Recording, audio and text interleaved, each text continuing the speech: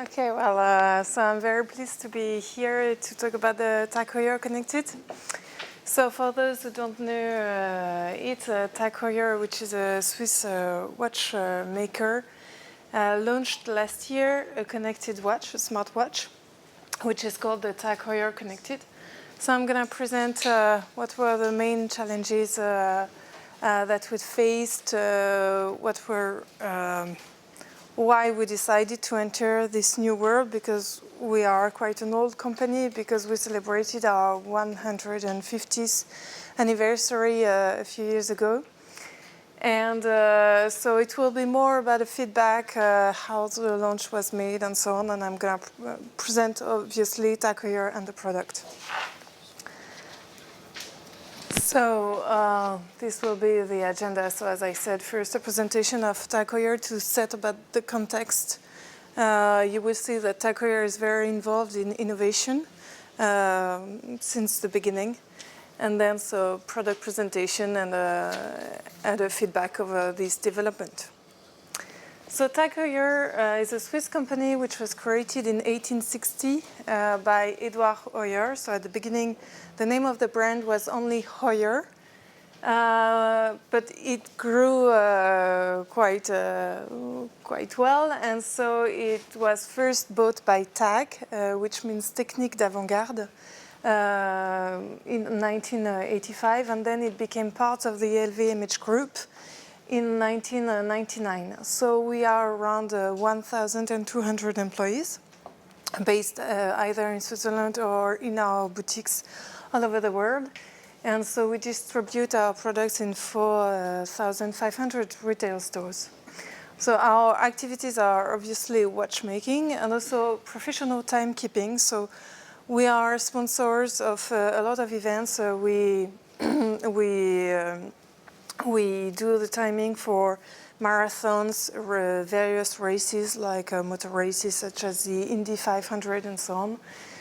So we are very involved in the sports business as well.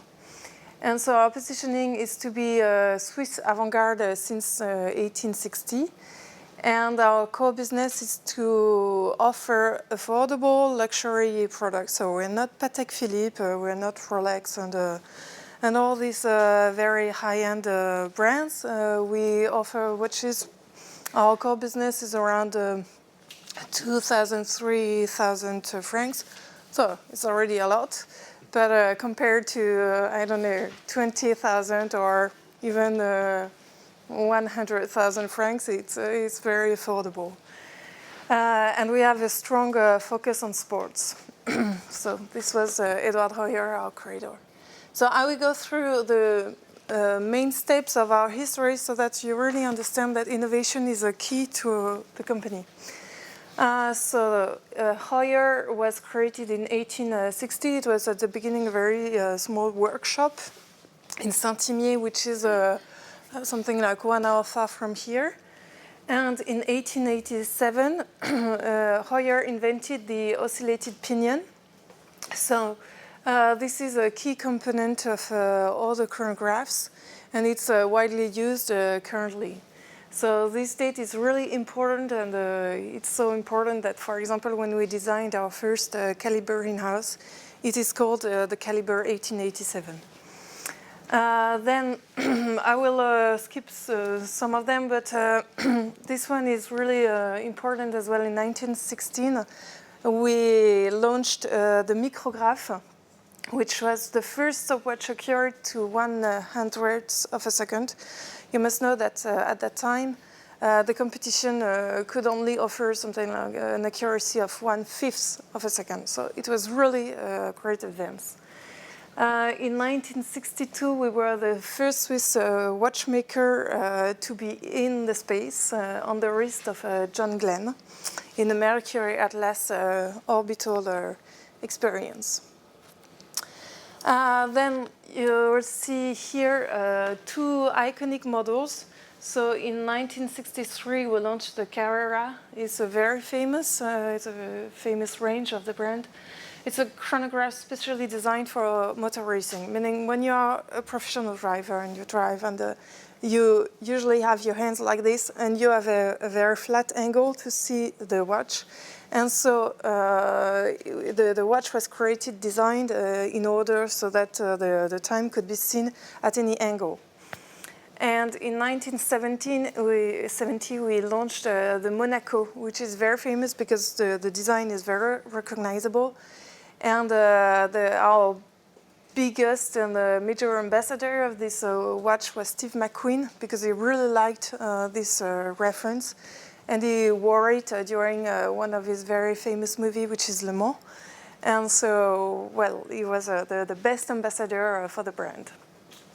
Then some other innovations. I must say that so Heuer was bought by TAG in 1985. So Heuer became TAG Heuer. And we have the latest innovations here. The first one is really a major advance in the watch industry, because we launched in 2004 the Monaco V4. So it was the first movement driven by belts, meaning these belts, it's not well, usually you have a movement which is with pinions, you know, like this, going like this. And this movement was driven by belts. So the belts are thin as the hair, but they have little forks, and they are able to drive the whole movement. So it was something that, well, everyone said it would be impossible to do, but we did it. And then we had two great advances as well in terms of accuracy. So we won the Aiguille d'Or Award. It's in Geneva for the micro girder. It's precise to 5/10,000ths of a second, so it's really good. And the micro pendulum as well, because they have a double tourbillon here, and it's quite difficult to regulate the movement of a tourbillon. And we did it with an accuracy of 1/100th of a second. So you see that it's always a race, you know, with a precision, accuracy, and so on. And we've always had this avant-garde spirit and innovation spirit. And you can see here the two launches that we made in 2015. First, the Heuer 01, which is important for this presentation because it inspired the design of the TAG Heuer Connected that we launched in November. So it was in November last year, nearly 1 year ago, which is the first smartwatch in collaboration with Intel and Google. So just to tell you, so we are Swiss watchmakers, so we also produce, we master all the production chain from the manufacturer of the movement to the manufacturer of the case, the manufacturer of the dials, and then we encase everything in our headquarters based in La Chaux-de-Fonds. So you see it's 1 hour far from here. Regarding communication, so we are very involved, of course, in motor racing. So you can see here Steve McQueen with his Monaco watch. Also in sports, we have a recent focus on soccer. So I don't know if you've heard of it, but we're very involved in sponsoring all the major soccer teams, for example, the Bundesliga in Germany, the Liga in Spain, the major soccer league in the US. So it's a lot of partnerships, and it's been done for 1 year only, so it's really new. And then arts and lifestyle, of course, because we have to appeal to everyone. So what did we do when we wanted to launch a smartwatch? So we've heard about a new opportunity with the Apple Watch and so on. So it was in early 2014 that we decided to also have innovations in this kind of field. We said we cannot miss this opportunity because we thought it would be a great wave, you know, maybe deleting everything. So we said we cannot miss this opportunity. We have to be here present. And so at the beginning, we didn't know anything about electronics, of course. And so we knocked at the door of many brands and to be able to find partners to produce, to develop this watch. And so at that time, so the smartwatch market was a bit divided into three categories, I would say. First, connected devices. So we had heard that Apple Watch would launch a smartwatch. So now it's Apple, it's LG, Huawei, Motorola, all these really smartwatches which have a huge variety of apps, smart displays, and so on. So they have a real focus on technology and applications. So they're really great because they offer a huge variety of apps. For example, it can be up to 10,000 applications, but they are mostly mass market design. Then there was the field of sports. So with brands such as Fitbit, Garmin, Jawbone, they are focused on sports-related info. So of course it's count, the step count, the activity tracking, sleep tracking, food log, and so on, calories. So their big advantage is that they have a big social community platforms. So they have a lot of big community of users, which can be very interesting in order to know what they want for the future. But they have limited functions, and it's a big mass market competition. And then, of course, we had the field of the traditional watches. For example, the Tissot T-Touch already existed, and these are traditional watches with a little touch of intelligence, meaning they're really great in terms of quality and design, but they're not very advanced in terms of operating system. The software is quite limited. So the tendency currently is for the connected devices to try to look like classical luxury smartwatches. We see more and more bracelets, more and more, I would say, traditional watch-making features going into these watches.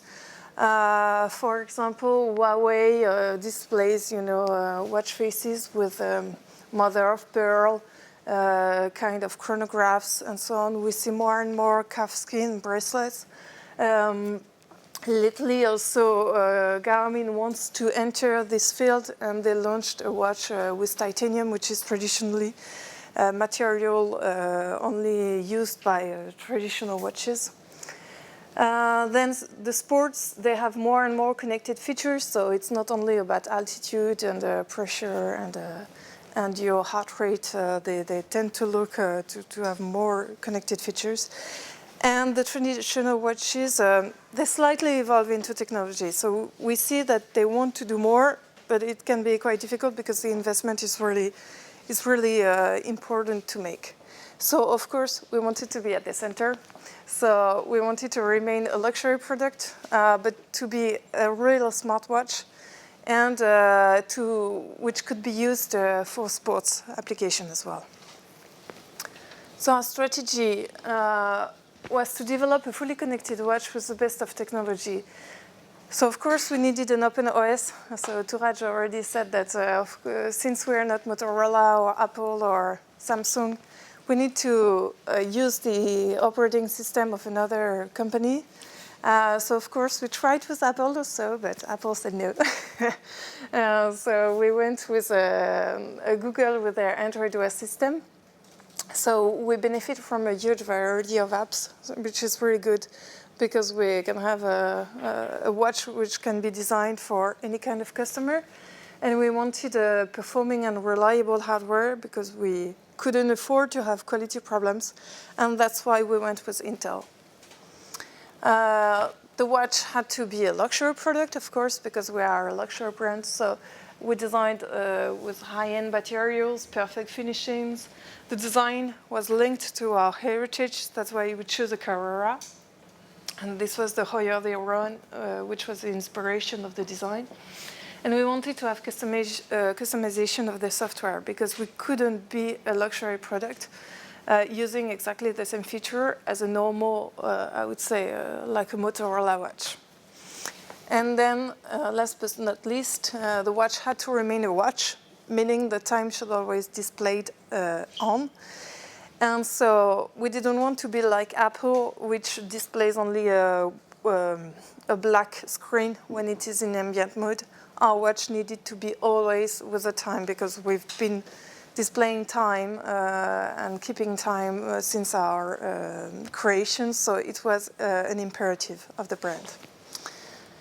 So this is the product that we launched, and here you can see the whole range of products. We had many colors in order to appear to everyone, and we also launched at the beginning Barenia calfskin straps and a titanium strap. So this watch can look very bulky, but actually since it's titanium, it's very light, and people are always really impressed by the weight of the watch, which is really light. So we use mainly titanium in order to be luxury and to have lightness. The titanium is encased, the bezel is in titanium as well. The case is quite big, of course, so we have well, I have it here, so I'm a woman, so since the diameter is 46 millimeter, it's quite big on my wrist. But it's good for men, and TAG Heuer is not very good at designing watches for women, so it's really good because it's for men. The thickness is okay. Of course, we wanted to have something thinner, but since we need to have a battery which lasts enough, the thickness was already 12 millimeter. It's splash-proof resistant. And then, so the product is very light. It's only 52 grams for the case due to the titanium. And then on the back, you can see we have we chose to have charging pins instead of inductive charging because we wanted to have a very fast charging. We have a microphone because there is a function with the Android Wear system which is OK Google, navigate me to the Geneva airport, for example. And so it's still titanium, and the price, so since we are a luxury brand and not many units, of course, the price is a bit higher, but so it is sold nearly 1,500 francs. But we find many customers who want it, so we decided to position it very high. At that time, it was the highest price, but then there was the Gris-Egono, which came with their Samsung watch, which is even higher, with 15,000 francs. So it's really a lot, but they have lots of diamonds and so on, so it's totally different. And we also have our, I would say, very, very luxury version, because we launched a rose gold version, meaning there is gold all over here in the case, so on the flanks, here on the legs, and so the weight of the case is, of course, much bigger because it includes 40 grams of rose gold, and the price is nearly 10,000 francs for this one. So this is the presentation of the product, and we wanted to have a lot of innovations to be able to be different from our competitors. So most of the innovations are regarding the software. So with Android Wear, we could customize the software, and we wanted to have watchmaking watch faces. At that time, Android Wear showed only regular watch faces, you know, with analog digits or with, I don't know, various design, but the watches really didn't look like watches.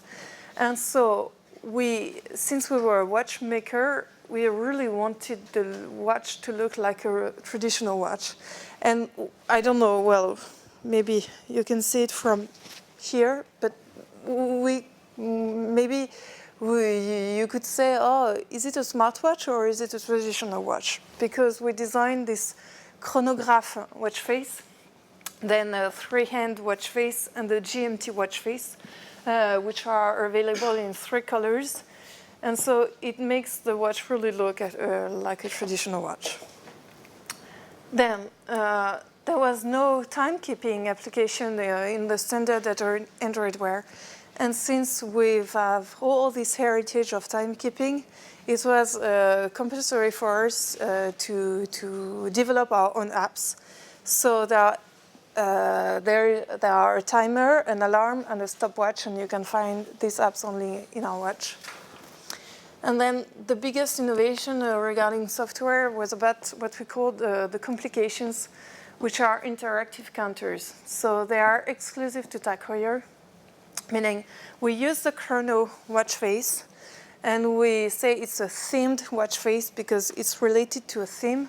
And so you can see here, in all the 3 chronographs, we display relevant information related to a theme. So for example, if you take the motor racing themed watch face, it will show you how many laps you did, what are the time, what was your best time, and so on. So meaning you don't have to go in the application to find the relevant information. It's automatically displayed on the watch face that you have on your watch. So it's very convenient because you have the information very easily accessible, and it's a great innovation because it's the watch still looks like a traditional watch, but it displays connected information. So we did this with all the partnerships that we have, of course, in sports, meaning motor racing, hiking, golf, fitness, and timekeeping. And the last one was about the Bundesliga, because we are a sponsor of the Bundesliga. And so we created this app which displays, for example, when you're looking a football game, what is the score, the time, and so on. What was the best action and when it was displayed. And the latest innovation was regarding a mechanical trading. So, of course, when we launched the watch, we said, okay, we're going to launch a smartwatch which can be obsolete after 1 year, 2 years, 3 years. We know that the technology really goes very fast. And so we feared that some of our customers would not be attracted by this product because when they buy a TAG Heuer, they wanted to have it for many years and maybe to give it to their son or grandson. So we said, okay, we will offer a 2-year warranty, which is the standard warranty for TAG Heuer, and usually in the electronics companies only offer 1 year. And we said, okay, we will have an exchange policy after 2 years. If people do not like their watch anymore, they will be able to upgrade their watch to make a trade. You know, they will give their watch back to the store and have, as an exchange, this special edition Carrera, which price is usually in the catalog around 3,000 francs. For the same amount of money, the consumer would have used this watch, the connected watch, for 2 years, and then stay with what we can say an eternity watch. So we will see, because the watch was launched 1 year ago, we will see next year if there are customers which are attracted by this offer. We will see that, but we do not expect it. Actually so much, because we will obviously launch some other smartwatches. So we will see whether they go to the V2 and so on, or if they want to go back to traditional watch. So now I'm going to talk about the main challenges. So it's more about the feedback on our experience, because it was totally new for the brand, and it's not about just developing software, hardware. It was all about making a new industry come into our company. So we had a very tight schedule, meaning the first discussions with Intel and Google began in June 2014. And let me remind you that only 18 months later, the watch was launched on the market. And there were only 2 people working on the project at that time. It was the former project manager and the general manager of TAG Heuer. So meaning it was nearly 1 people or 1.5 people only working on this. And then all the desired features and the design were locked in March 2015. So it means that we nearly had only 8 months to develop the watch. And so we had a great help from Intel and Google who really were pushed back by us, to go to find many solutions and to go really as fast as they could. Really, they had never seen such a development. And so to be able to do that, so we hired some more people. The team was 4 people. At that time, there were 2 people responsible for software, but all, well, very young people, something like 25 or 28 years old. And it was because we had a small team that we could go really fast.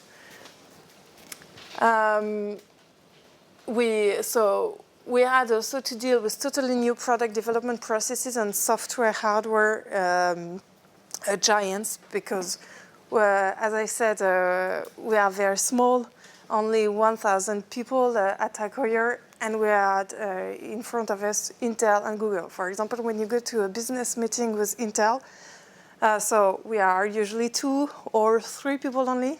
And in front of us, we have 25 people. So there is the Wi-Fi antenna expert, the Bluetooth antenna expert, the materials expert, and so on. So everybody goes into the room and then goes out. So many people coming in. So it was quite difficult to understand how it was working. But they were really good and quite fast if we have to see what their processes are. And also, when you go to a meeting with Google, they're only 30, 35 years old only.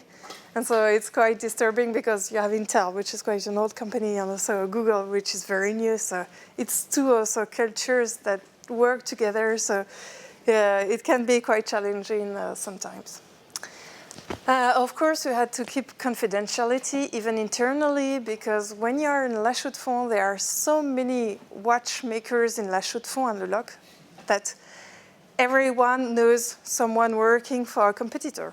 So it can be your husband working in another company, or it can be your ex-boyfriend, or I don't know, or a friend. So the team really couldn't speak to their colleagues about what was going on the watch. And it was really a secret spirit that was needed by our general top management, because we couldn't tell anything to anyone. Otherwise, there would have been leaks everywhere, and this is why we could go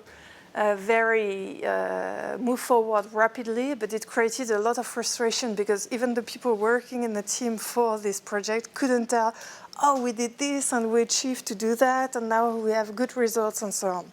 So it was quite challenging for them. Also, a big problem was how to evaluate the right volume, because usually TAG Heuer produces only 5,000 to 10,000 when it's a big success of the SKUs. And well, when you have Apple, which sells millions and millions of watches, you say, oh, well, where will I be? What level should I choose, and so on. So it was quite difficult. We began with a quite small volume, but then we saw that it was a really great success. So we had many, we had to reproduce another batch of products. And so it would have been better to have the right volume at the beginning. So, but now we have the experience, and this will be easier for the future. And then others, of course, legal issues. Contracts with Americans are really challenging. Instructions as well. We had many legal discussions with lawyers and so on. We had to think about connected displays, of course, because you have to charge the watch. Otherwise, after 4 hours of displays, it doesn't work anymore. And we didn't think of that at the right beginning. We had to create contents for online training because people, imagine, at least in the international headquarters, nobody knew how to use the watch. But when you have a distributor, for example, in Brazil, well, selling TAG Heuer, for him just to be able to sell a smartwatch is just impossible. So we had to create that. And also provide a tool for online support. We thought about that really late, and it was really difficult for the brand because we didn't know we had many questions, regarding how to use the software when there is an issue, how to deal with it, and so on. We don't have any quality control or quality people skilled enough to be able to answer that. So it was a skill that we had to build, and it was really a challenge for us. So now, there isn't much time left, but I will say that the Connected really supports the brand currently, because we have many ambassadors, and so it's really easy to animate the brand with all these ambassadors. You just have, for example, to create a new dial, a new watch face, and all of these were created by our ambassadors. For example, if I take Cristiano Ronaldo, who is the most famous, he created his own watch, and whenever there's a soccer game with Cristiano Ronaldo, we can say, oh, remember, we have the TAG Heuer Connected, and it's really easy in terms of public relations. Then we can use it also for our partnered events. We created, for example, these 2 watch faces for the Indy 500 race. And this one is also for the Pan America race that we sponsor. So still, we can always promote the watch, and it's really easy for us to make some advertisements. And the last one is a watch which is dedicated for the Premier League. It uses a Connected, but the software is totally different, and it's a referee watch. So we have a specific watch for the partnership with the Premier League. It's only for the referees, so they use it to, instead of using another watch, to be able to set the goals, to check the time, and so on. So it's really specific for referees. And so as a conclusion, I would like to talk about the future. So the success of this watch, this only reference, is really revolutionizing the brand, because it adds more business. It doesn't change the balance of the business between the traditional watch faces, the traditional watches, and the Connected watches. We keep on the same track for the traditional watches with new developments, maybe new ranges which will arrive, and so on. But we have additional business with this, and it's a new skill to integrate. We have to develop a lot of expertise within TAG Heuer, because we are a bit dependent on Google and Intel, so it's quite difficult to challenge them to get the best of innovation, or to be sure that they make the right choices, because they are in charge of all the integration of the software and the hardware. So it can be quite difficult for us to really know whether we could do even better. And we need new manufacturing resources. So we are very involved into the Swiss industry, and so at the beginning we had a production in China, now it's made in Switzerland, so we're really keen on having production in Switzerland. And then we work, of course, on new generations of Connected with more and more TAG Heuer watch faces. We really see that the design is super important for our customers. They buy the watch because they like it. They don't buy it because it has a lot of features. It does this and that and that. They just say, I want a watch which really looks like a watch, and I like this one because it has a chronograph, watch face, and so on. We will have new sensors. We work on better independence from the phone. You've sure have heard about SIM cards and autonomous smartwatches. So, of course, we are looking into that. And of course, with miniaturization, because this watch is quite big, so we want to have it thinner, smaller, to be able to appeal also to women, for example. So we'll finish with our motto, which is "Don't crack under pressure." So I think it's really good for this kind of product, because it went really fast for this development, and we still have a lot to do for the future. So this is it.